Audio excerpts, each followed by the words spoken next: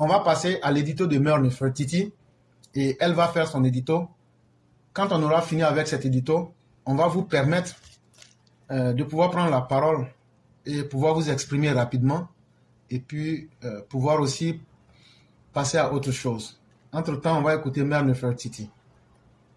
Bonjour l'éclaireur, bonjour à toute la classe. Si vous permettez, nous avons un test à vous proposer qui a pour titre Notre-Dame de la Lagune. Je commence.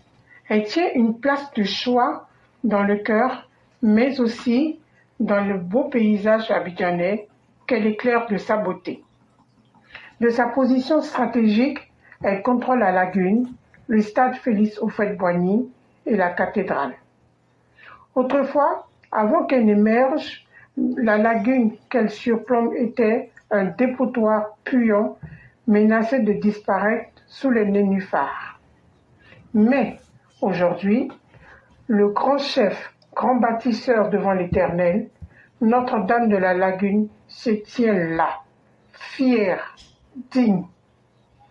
Allez la visiter, contemplez la finesse de sa belle robe en soie blanche, échancrée, sexy.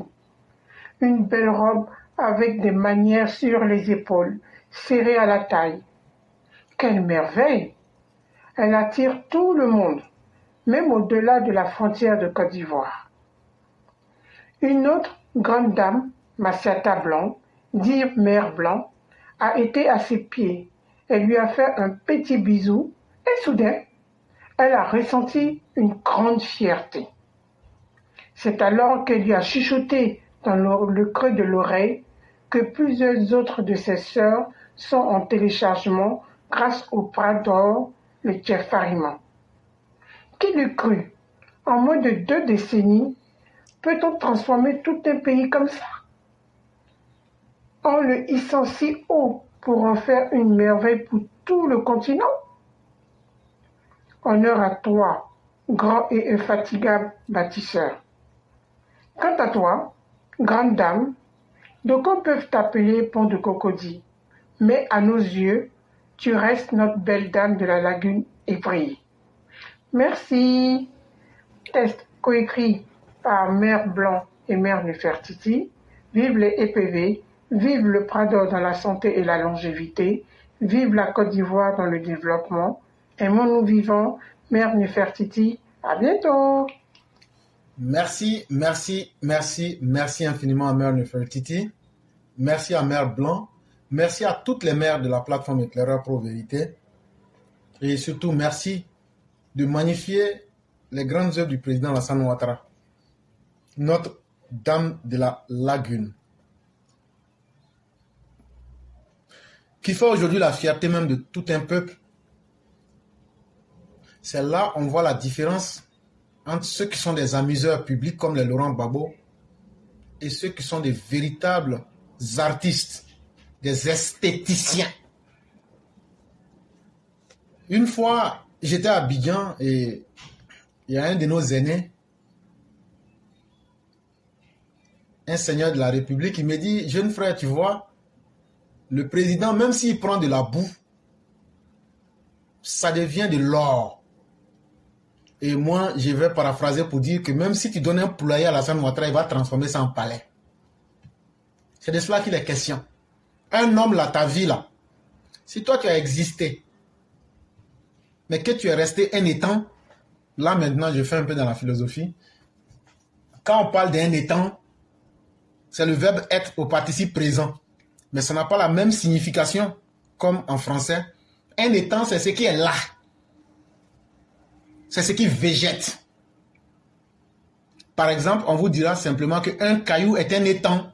Tu ne peux pas dire que le caillou n'existe pas. Il existe, mais la forme de vie que le caillou a, où tu le déposes là, c'est là-bas, lui il reste. Donc lui il reste dans l'être, dans la condition d'être là, un étang. Il y a des présidents comme les Laurent Gbagbo, les Bédier, eux vont toujours rester des simples étangs. Mais le président Ouattara, là, même dans 100 ans, que vous l'aimiez ou que vous ne l'aimiez pas, vous n'avez pas honte de passer sur ses réalisations. Et c'est tout ça qui fait mal à nos opposants. pourquoi Alassane Ouattara a réussi et pourquoi eux n'ont pas réussi. Mais c'est là qu'on vous rappelle que ce sont les comportements du village, les comportements de sorcellerie du village là. C'est ce que vous avez transporté dans la politique ivoirienne. Quand quelqu'un réussit et puis toi tu n'as pas réussi là, tu poses la question, comment tu as fait pour réussir? C'est tout. Il n'y a pas deux questions. Comment tu as fait? Et puis nous on n'a pas pu et puis toi tu as pu. Et puis maintenant la personne t'explique. La personne va te dire, au moment où vous ne voulez rien faire là, moi j'ai cherché le pouvoir. Mais avant de chercher le pouvoir là, j'avais déjà planifié tout ça. On ne prend pas le pouvoir avant de réfléchir à ce qu'on va faire. On réfléchit d'abord à comment gérer avant de venir chercher le pouvoir. Voilà la grande différence qu'il y a entre vous. Et puis là, quand tu prends le pouvoir là, c'est pas chef de quartier, c'est pas chef de groupe, c'est les moyens de l'État qu'on met à ta disposition.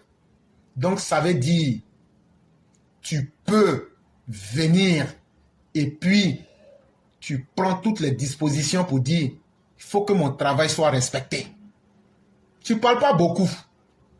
Tu ne t'amuses pas à faire rire le peuple. Tu te dis, le temps que j'ai là, c'est une opportunité. Il faut que je fasse ce que j'ai à faire pour que les Ivoiriens sachent que j'étais là et que les Ivoiriens me respectent.